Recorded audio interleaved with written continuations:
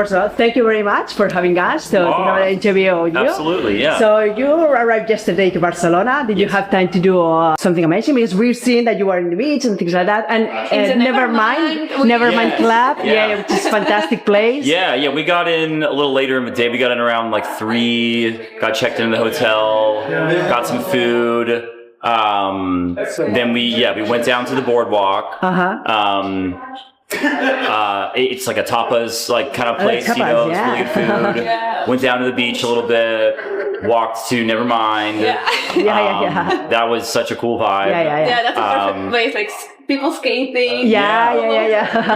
We usually go often there to have some beers, and the vibe is really amazing. It's really amazing. It was a lot of fun, and then I went back and crashed. I was, and then today it's just been getting here, and then we walked down to the La Sagrada Familia? La Sagrada Familia, I want to talk about the ambitious trilogy EP, Sweet Such Sugar. So was this a tactical move to keep fans engaged with your music, or was it hard to to include all the music there? You have a lot of songs there. How is it working? I mean, it just it all came together. We decided we should try to do something bigger, and thankfully it worked out pretty well. By the time we got to, because it's all done and recorded now, but when we got to part 3, originally I was a little nervous that, because we typically we'll record an album and then you have a few years, and then so you can kind of build up a lot of songs. So I was worried we didn't really have the songs ready for part 3 for Sugar. But it came together really nice, and in fact, I think it might be my favorite of the 3. It's Sugar, the one that'll come out this year. So luckily it all worked out. But it's been really nice to have normally you release an album and then you don't release new music for a long time. So to kind of put it out in pieces like this feels like an interesting way to.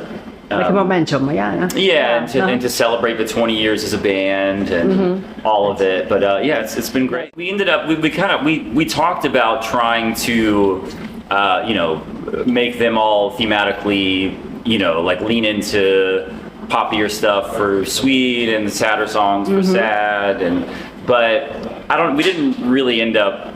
Anytime we try to do stuff like that, I feel like it never really works out very well. It's always just kind of like, we're going to come in and have whatever songs we have, and we're going to pick the ones we like the most. And so I don't know how much we sort of channel those emotions into it, but yeah. It turned out to be amazing. I think people love it so much. You did an amazing job. Oh, thank you. It's very kind. Thank you so much.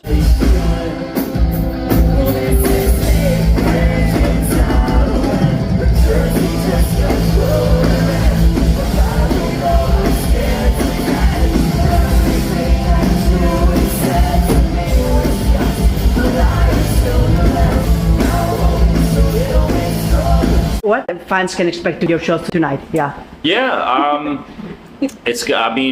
let's see, we have a 45-minute set. It's 10 songs. It's a little bit of everything, from some new stuff to some really old stuff. Great way to celebrate the 20 years. Exactly. It's mostly the higher energy, not a lot of ballads. I guess typically whenever we have a longer headline set, we'll bring out the piano or do more of the ballads and that kind of stuff. But it's just fun. We've been touring with All Time Low for almost 20 years, and love those guys to death. So it's awesome to be out on this tour, and we just did this same tour back in the States. So the fact that it's coming to an end now is a little sad, you know. I can imagine. It's been a long road, right? So many months touring. I know. It's exhausting. We've been out, but so many good times, so many good memories. I wanted to ask you about that. I mean, because you've been touring with All Time Low for so many times. So do you have any fun anecdotes or stories that you can share with us? For sure. I mean, obviously there's been so many. It's tough, but it's just been so fun because when we first toured with them, it was either late 2007 or early 2008. and we were all in vans, you know, back at the time, and playing really, really small clubs, you know, but just, you know, but there was an energy that was there, you know, all those shows were, even though there were maybe 300 or 400 cap rooms, they were, you know, sold out and people just having a great time. And I think we all felt like there was something special about them and their band and their live show. And then not long after, you know, both our bands were more successful and touring the bus. And one of my favorite tours that I've ever done in my life was in 2008, the first bus tour we did with them. And, you know, back in those days, it was just, we were all a lot younger. We were about, you know, 22 years old or so. So there was a lot more partying. Partying, crazy stuff, drinking and all that. Yeah, okay. You know, I don't know, it's hard to be just one story, you know, I guess. Yeah, it was just a lot of really, really good times, you know. I mean, we've toured with them many times. Many times, So obviously things have changed a lot. We don't party anymore, like we used to, you know. But that's okay. Unless you come to Barcelona, go to Nevermind and have some drinks. There's still some partying, but that's really but cool. just nothing too crazy, I guess. But on this tour, we've actually some of us have been playing D&D with some of their camp. Alex, their singer, is a you know, do you guys know Dungeons and Dragons? Or like, of course. The game. Yeah, the game, He's the DM, the Dungeon Master. Oh, so the Dungeon Master. And it's a group of us with some of them, and it's been my first time playing D&D. Okay. So such an experience, right? It's been so much fun. So I guess it's really fun to spend time during the concerts with friends, playing Dungeons and Dragons. It's really fun, and you know, it's this whole story that you get to kind of be a part of. And so I guess Alex is really good. As a master. He crushes it. She crushes it. Okay, she's got experience. We didn't know this. You didn't know that, but that's pretty cool. That's pretty cool.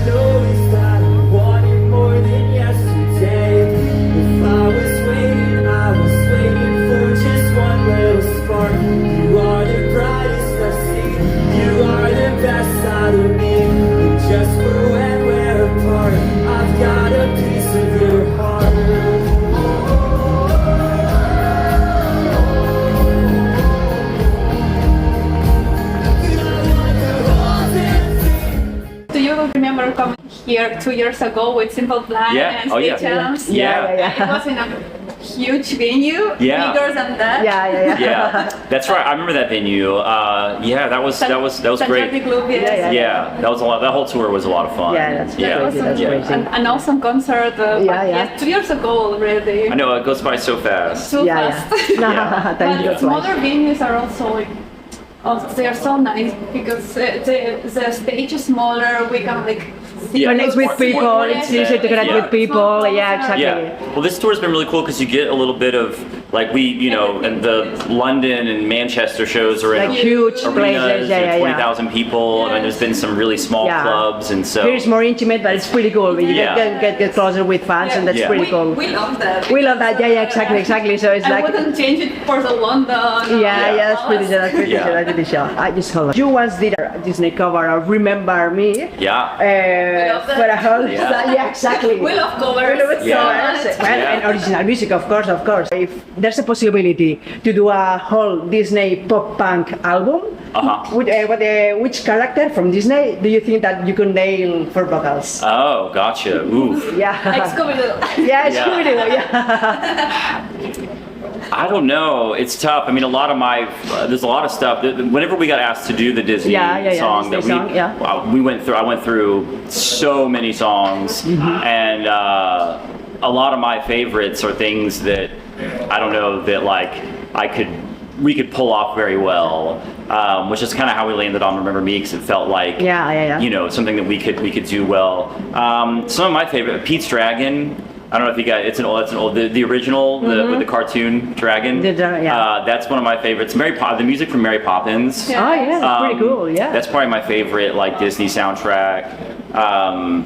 That's a really smart answer. And that's pretty good because it's like this is something that is the kind of music that you're not used to do. So it's like something like very creative in a different way. No, that's Such a beautiful soundtrack, and in particular the song "Feed the Birds," the Tuppence Bag. I know that's gosh, I forget her name. Who played Mary Poppins? Julie. It was Julie Andrews. Julie Andrews. It was Julie Andrews.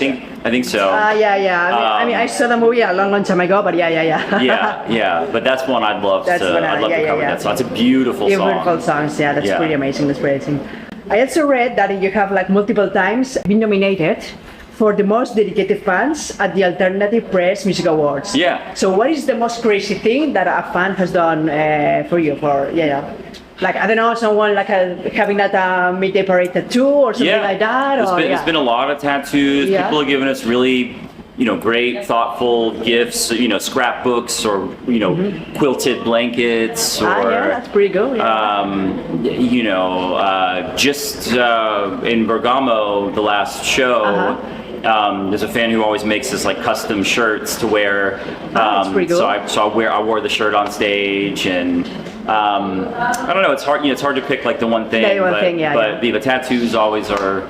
Really. Like, that's obviously really it's a big commitment. And I think forever. I think forever. So it's like really a really good, nice really crash on. I have a funny question. So, if you had to play a show where you only played songs you actually hate, what would be the opening track? Ooh, boy. It's not Mayday Parade songs, right? Oh. Or just any songs? Yeah, I mean, do you hate your own songs? Well, I don't know if there's any that I would say that I hate. But there's definitely some that I don't like as much. Well, which would be from Mayday Parade? I guess some of my least favorites off of Anywhere But Here was a song called Center of Attention. It's one of my least favorites.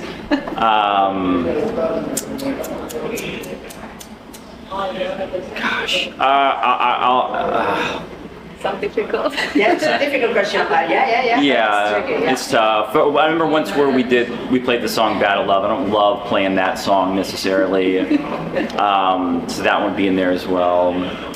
I don't know. There's not too many others that come to mind. That's what I was saying. Yeah. And about like normal songs, do you like have one song that you hear on the radio or something, or in a bar and you're like, I hate this song? Like honestly, any style that you don't like? Well, my least favorite type of music probably is like the super country kind of music. Yeah. Nothing against it.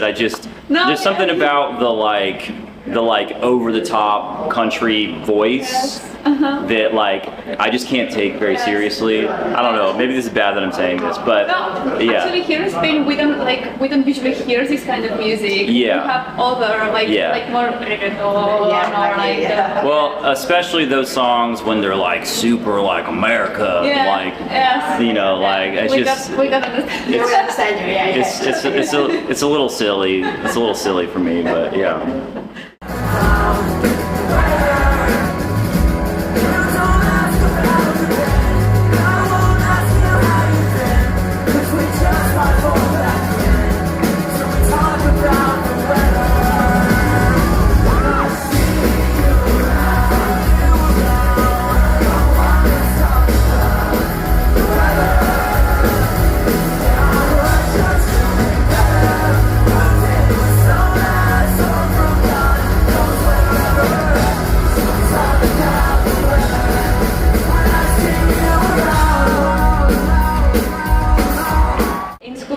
Fred is always making traps that fail. Who in the band is most likely to come up with a brilliant plan that ends in a total disaster? Probably me. Okay. So confession time. Well, it's tough to say. I'll just say Cabbage at first, but Cabbage is because he can come up with really cool, but he would succeed probably, So if it's gonna fail, then it's probably me. Yeah. If you could only say one song from the house fire, which one stays? The Anthem by Good Charlotte, Okay. Patrick, Psalm 41, Ocean Avenue, Yellow Card, or Check Yes Juliet, like all of the pop punk. Gosh, if I can only save one, I mean, they're all great songs, Yes. and you know, good people that we, you know, good people in bands and Same stuff. level as you, yes. I guess I would probably go Fat Lip. Nice. Yeah. Just because that one, I don't know, there's an energy to that song that's like pretty unique. The crowd And really goes crazy. yeah, that one's like kind of on another tier, you know. Oh, nice. Yeah. I agree with you. We agree with you. Nice. Last question. How do you see Mayday operating, let's say, 10 years time or something like that? That's pretty- That's an interview, job interview version. Yeah, exactly. That's the thing. It's, I mean, hopefully we're just still doing it, you know. Yeah. That's We hope so too. Yeah. So with It's- All Time Low as well, or it's like with All Time Low as well? oh, It's like, absolutely, or 100%. maybe you're Yeah. tired of them. It's like, oh, I don't want to. No. No, never. Yeah, I mean, hopefully we're still on tour with All Time Low, or just whatever, you know. I mean, just we never have really, like, from the beginning, you know, like we never thought we would make it this, you know. So it's we don't, like, I feel like plan crazy far in advance. I mean, after doing it for 20 years, you do start to think about that kind of stuff more, I guess, you know. But yeah, I mean, if we're still able to do it, I think, you know, at a certain point, all the jumping around and being active on stage gets harder the older you get. But Maybe more seated. yeah. But if we were still, you know, around and making music or touring or whatever, I'd be very grateful. We you will know, be there as well. Exactly. Supporting you, of course. We are getting older too, but we love music, exactly. we love your music, we will be there. We will be there, except the new generation, they were jumping and they will be there. Absolutely, yeah. Well, I think that's from our thank side, you so so thank you very Thank you so much for your time. Of course. Yeah, thank you. We're so proud